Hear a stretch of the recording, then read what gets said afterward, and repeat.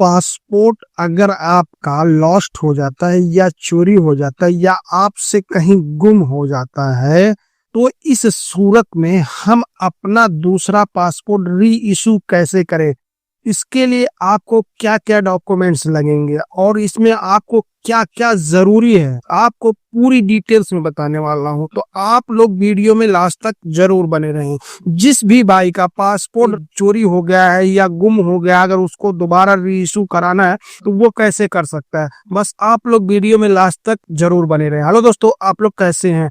उम्मीद करता हूं आप लोग खैरियत से होंगे। तो जैसे कि आपने थंबनेल देख ही लिया होगा कि मैं आज आपको क्या बताने वाला हूं कि अगर आपका पासपोर्ट गुम हो जाता है या आपसे ही कहीं गायब हो जाता है या आपसे चोरी हो जाता है, कोई आपके घर में उसे उठा ले जाता है, आपको नहीं पता, बाद में आप अपना पासपोर्ट ढूंढ रहे हैं, कहीं आपको जाने की जरूरत पड़ गई तो आपका पासपोर्ट ही नहीं मिला, तो उस सूरत में क्या करें?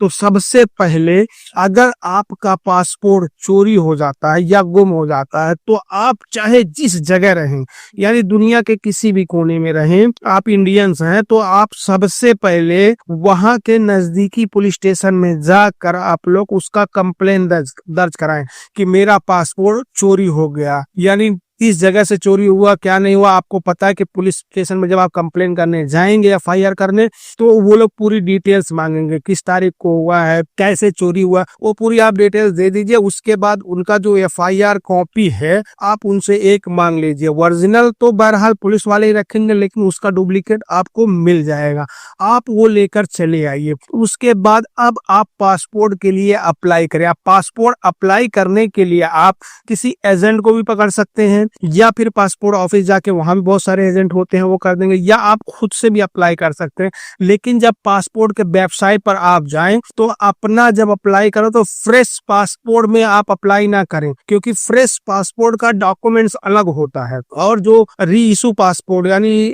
आपका पासपोर्ट गुम हो गया, चोरी हो गया, जो भी है, तो उसके लिए अलग डॉक्यूमेंट्स लगते हैं। तो जब भी आप अपना पासपोर्ट उस मतलब लॉस्ट हुआ अगर आप अप्लाई कर रहे हैं तो री इशू में जाइए। री इशू जब ओपन करेंगे तो वहां में आपको एक जगह लिखेगा लॉस्ट, तो आप लॉस्ट पे क्लिक करके उसमें जो भी मांगता है आप वो फिल कर दीजिए। उसके बाद आप जिस तारीख का अपॉइंटमेंट लिए उस तारीख को आप पासपोर्ट ऑफिस चले जाइए। उसके बाद आपको उसमें क्या क्या डॉक्यूमेंट्स लगेंगे, जैसे कि आपका आधार कार्ड कंपलसरी है, अगर इंडिया में आप हैं तो आधार कार्ड कंपलसरी है, और उसके बाद एफआईआर की जो कॉपी है आपके पास वो भी आपको उसमें मतलब साथ में रखना होगा, वो भी आपसे मांगेंगे। और हो सकता है अगर आप इंडिया में अलग अलग जगहों के अलग अलग हिसाब से कहीं लाइट बिल मांगा जाता है, जैसे गुजरात एरिया में अगर आप गुजरात में रहेंगे तो आपको वहाँ लाइट बिल का एड्रेस प्रूफ के लिए मांगता है, यूपी में अगर है तो बैंक पासबुक का मांगते हैं, मतलब जिस हिसाब से जहां रहते हैं उस हिसाब से वैसा एक और प्रूफ मांगेंगे एड्रेस प्रूफ के लिए।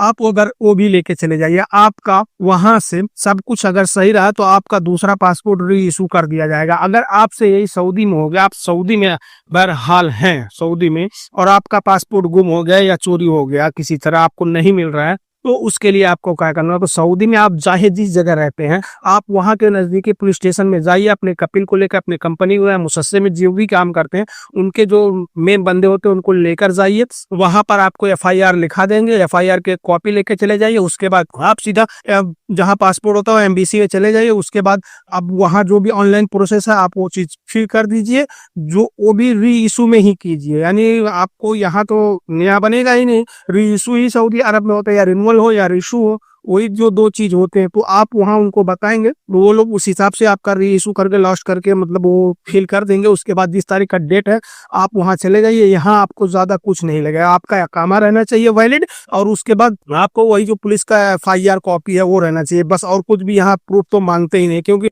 ऑनलाइन जब ये प्रूफ जमा कर दिया जाता है तो प्रूफ मांगते ही नहीं। कभी कभार क्या होता है, अकामा देख लेते हैं, वो लोग बोलते हैं अकामा दे दो, लेकिन ऐसा मतलब बहुत कम होता है सऊदी अरब में, क्योंकि मैं भी पासपोर्ट रिन्यूअल किया, बहुत लोगों का देखा भी हूँ, यहाँ कुछ भी नहीं अंदर मांगते हैं। बस आपको जो भी ऑनलाइन फॉर्म में फिल कर दीजिए वो आपका वहीं से हो जाएगा, क्योंकि ऑनलाइन जब फॉर्म फिल किया जाता है तो उसमें पूरे मतलब उसमें 4-5 पन्ने का उसमें आपको पेपर दिया जाता है, वही पेपर वहां जमा होता है, जो कि उसमें सब कुछ डिटेल्स रहते हैं।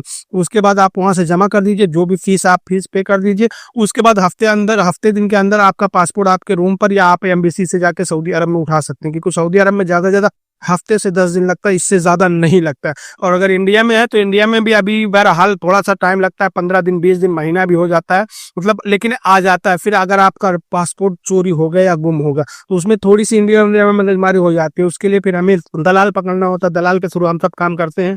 क्योंकि अगर सऊदी अरब में, तो सऊदी अरब में कोई दिक्कत ही नहीं है, लेकिन अगर किसी का कहीं से भी चोरी हो गया है पासपोर्ट, तो उसके लिए अब हमें री इशू करना है, यानी दूसरा अब हमें पासपोर्ट लेना है, चाहे जिस जगह रहेंगे तो हमें वो चीज करना ही होगा। फिर हमारे लिए नहीं तो अगर हम पासपोर्ट हमारा चोरी हो गया है या पासपोर्ट जल गया है, कोई आग उग लग गई, तो उसमें सब बहुत दिक्कत हो जाती है। तो इस हिसाब से आप उसको री इशू करवा सकते हैं, जो कि बस आपको सबसे फर्स्ट में पुलिस के FIR कॉपी एकदम कंपलसरी है, वो रहना ही चाहिए, उसके बाद ही आपका पासपोर्ट री इशू होगा। तो बस आज के लिए इतना ही, फिर मिलेंगे इंशाल्लाह किसी नेक्स्ट वीडियो में, तब तक के लिए अल्लाह हाफिज।